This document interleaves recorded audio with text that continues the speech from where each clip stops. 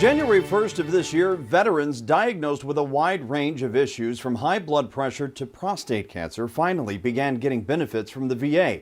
It's a battle that took decades after the Vietnam War, and now the VA says it's even easier to see if vets qualify.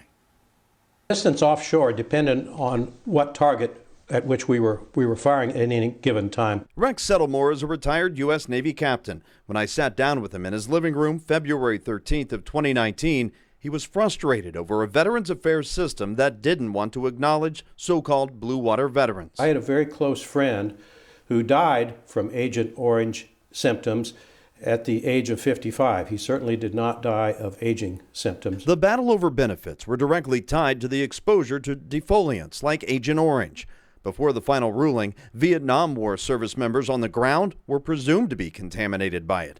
Once passed after a legal battle, the Blue Water Navy Vietnam Veterans Act of 2019 laid out that Navy vessels and their crew who served in certain territorial waters off Vietnam would qualify under the presumption of exposure. January 1st of 2020, applications began coming into the U.S. Department of Veterans Affairs. To date, the VA says they've granted more than 24,000 claims. Just over 35,000 are pending review out of the nearly 70,000 claims submitted. It's a small slice of the hundreds of thousands who qualify, many who've already died as a result of illnesses tied to exposure to the defoliants. A recent email sent out by the VA reminded family members that the benefits extend to survivors and dependents of veterans whose claims would be approved under the new law.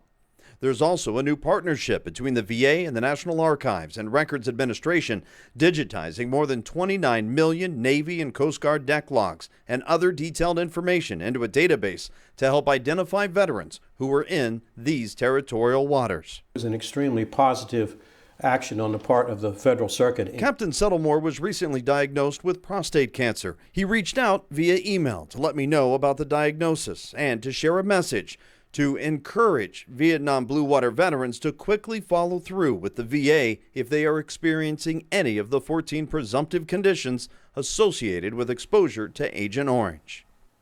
Now, if you know a veteran who may qualify for these benefits, go to va.gov to apply. Meanwhile, I'd love it if you would make a card, write a letter, or have your kids even draw a photo thanking Rex Settlemore for his service to our country and help raise his spirits right now in his fight against this cancer. Send them to WCPO, care of Homefront, 1720 Gilbert Avenue, Cincinnati, Ohio, 45202. I'll collect the cards in the coming weeks and make sure he gets them to help cheer him up during his fight against this cancer.